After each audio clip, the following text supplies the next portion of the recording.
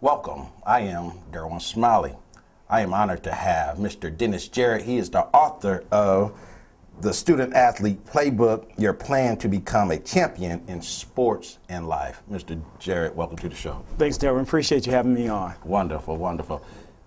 I know this is an outstanding book. As I was doing research and looking at it, I have read the book. So I think the thing that I got out of the book is that you can transfer the skills that you put in the book to everyday life situation. I think even though you're really going towards the student athlete, but I think everybody as a whole in our community could take these principles and use them on a universal level. Do you agree with that? Oh, definitely, Derwin. And that's really how this whole project started. It's really more than about a book. We think it's more of an initiative, a movement, because what we saw is that we give our young people, let's face it, one of the first things that young men and young women are associated with is a team, some type of team, some type of athletic team. So they grow up understanding athletics.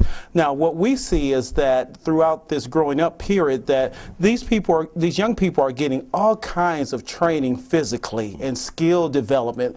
There are countless numbers of camps that's going to help them become a better football player, better basketball player. But what we saw is that some of those same students, some of those same kids were not being successful in the classroom or in other areas of life. So we thought, well, let's do something to help them leverage or take advantage of the lessons that they're learning in an athletic setting and show them how to use those same skill sets into other areas of life, in school, in life. And that's why we started the Champion Generation, to teach these young men and young women how to plan, prepare, play, and live like a champion in sports and in life. How important is the parents aspect into this whole movement, as you say, the playbook?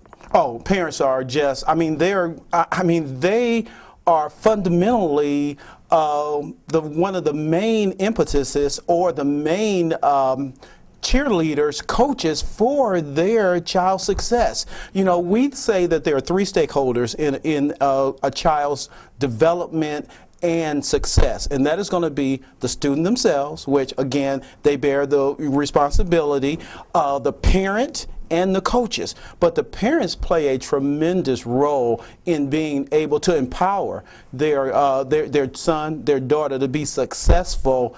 And again, we keep hammering on this thing, not to just be settled with the fact that my son is a great basketball player, not to settle for that, but to also push that kid to be a great student, a great person. And that's what we do with the Champion Generation, and that's why we did the playbook. We believe this gives a parent some ammunition. Let's face it, a lot of parents really don't know the total picture of maybe everything, or to tell their child what it takes to be a success. But we know that that parent wants their child to be successful. There's no debate about that. The parents want their children to be successful.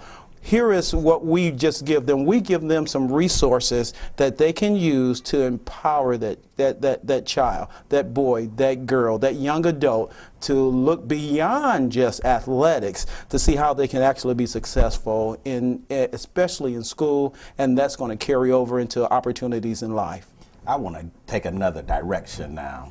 As we're talking about the parents, they play the most important. I guess Definitely. They are the first teacher in their child's life. Exactly. So I want to know, where did we go wrong off of that path? Because when I was growing up, as we was talking earlier, my parents were, so to speak, the playbook for me. They said you are going to get good grades in school. You are going to go to college, no question. I didn't even have a choice where I had to go to college. But they said you're going 800 miles away from Indiana, so we know you're not around your knucklehead friends. So where did we go? Because in our community, in the black community, the education was a main focus. Our parents knew. A lot of our parents probably didn't graduate from high school, or just went up to the 6th or 8th grade in school, so they knew that they needed to get that, so they was going to push their child into that direction for a better life. Where did we go wrong now? Because I don't see, I I used to be an educator, as you are also.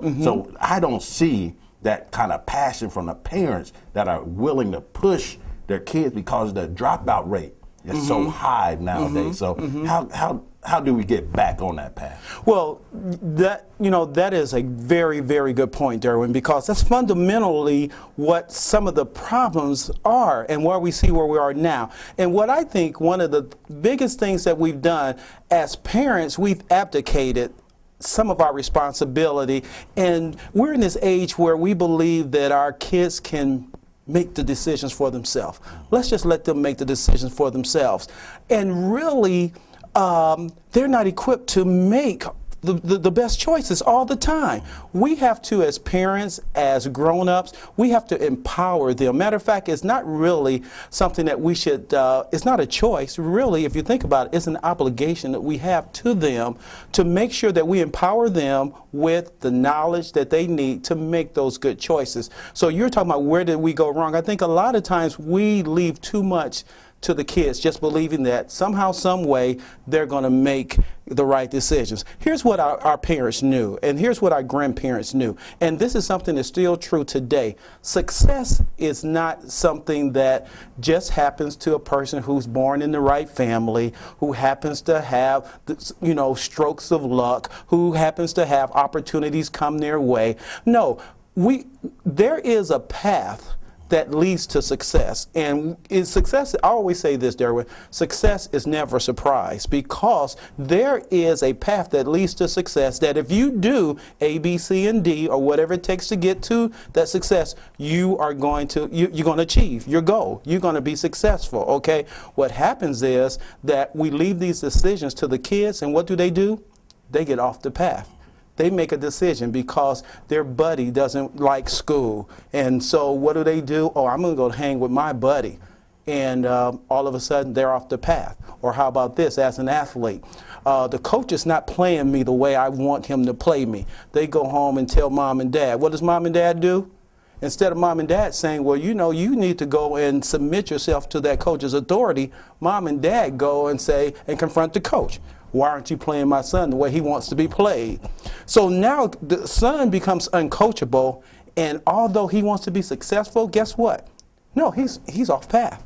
He's off the path. So a big part of what you're saying is what happened is we have left the decision up to our young men and young women, and a lot of times the decisions that they make take them off the path of the goal that we all want for them. No kid, no parent wants their child to be unsuccessful.